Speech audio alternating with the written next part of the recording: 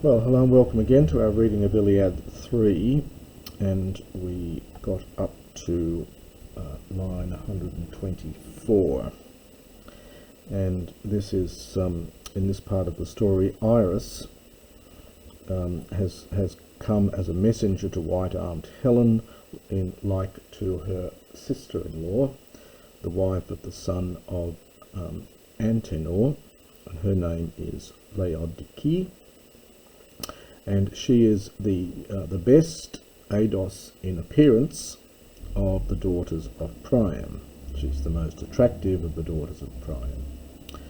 And Hure, she found her in the Megaron in the hall, and she, who was weaving a great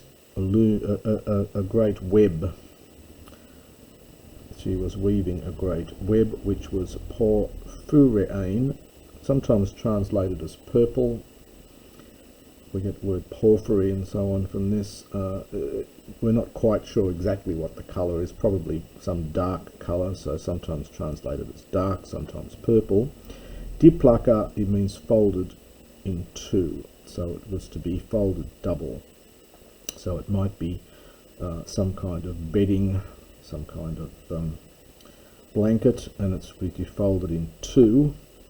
In epasin, and this is the verb to sprinkle, so she sprinkled on it, so in other words, she embroidered on it, poleas many aethlus, so perhaps either contests, troubles perhaps.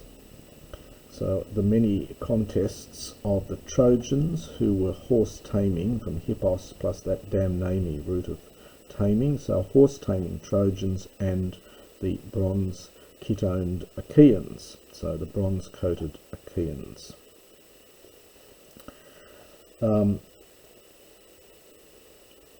Whom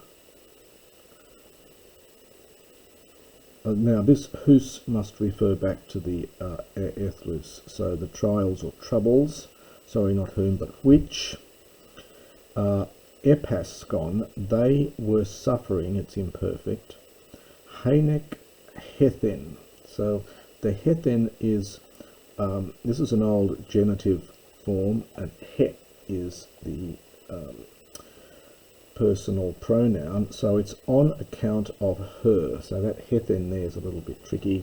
So those trials or tribulations they had suffered on her account, they had suffered at the hoop palemaon, at the hands of Ares, so the hoop goes with the palemaon,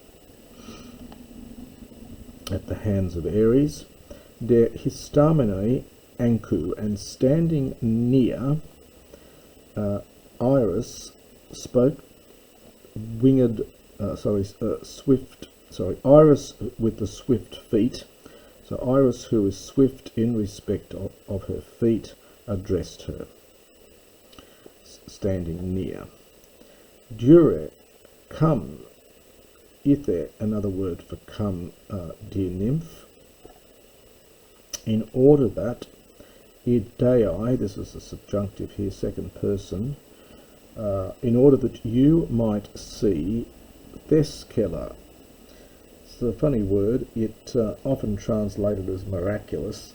It really means it's to do with the gods. It's the Thes, and the Kel here is from Kelamai, to bid, so bidden by the gods or ordained by the gods, often just translated as miraculous, so that you might see miraculous works. Te and Kai, both of the horse-taming Trojans. It's the same expression, same line we get up here, repeated exactly, and of the bronze chitoned Achaeans.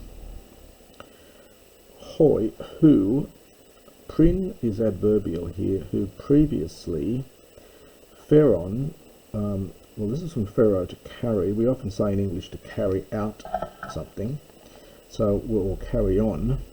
So who previously were carrying on a, now this is Ares, but it's often used as a synonym for war. So a war which brings many tears against one another. So who were previously carrying on against one another a war which brings many tears. En pedio, in the plain. Lilai omin noi, this is a participle from liliamai, to desire. So desiring destructive war. So they're bloodthirsty, they like fighting, so desiring bloody war. They, and that day is quite emphatic, but they nun now heartai. Now this is slightly tricky here. This is from the verb hamai. The it has been shortened back to an epsilon, which can happen. This alpha in here, this heartai, and this is a common thing in Homer. This looks like it's third person singular, but this alpha here is representing an original sonant n. And so the original form would have been haintai, are sitting.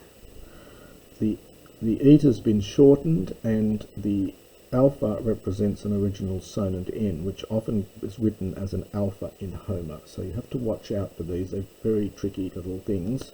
What looks like a, especially in this ntai ending, is often written artai, and you'll see that this is a feature of Ionic Greek.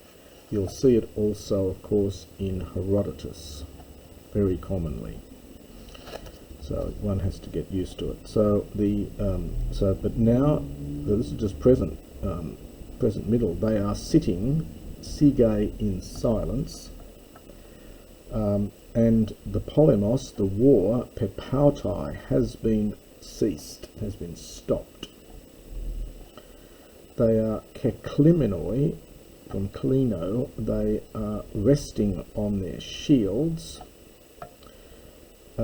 Now the para here is probably adverbial, and their long spears, pepagen. This is a perfect here, but we'd probably translate it as a kind of stative. So stuck in the ground, para in front of them, or beside them, I should say, perhaps beside them for that. So they're long spears, pepagen. This is from pag numi, and this is probably perfect here, are stuck in the ground, para beside them. But Alexander and Menelaus, who is dear to Ares,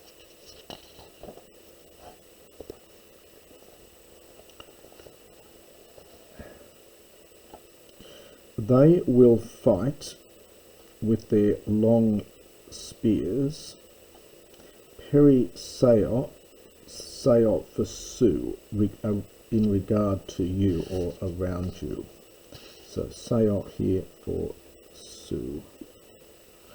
So they will fight in regard to you with their long spears, and to the one having conquered. Now the ket, although it's separated a bit, the ket probably goes with this keklese. Now this form here, it is awkward form. It's a reduplicated a reduplicated future passive, second person singular. Reduplicated future passive. So you will be called the dear wife to the one. So you would be called the dear wife.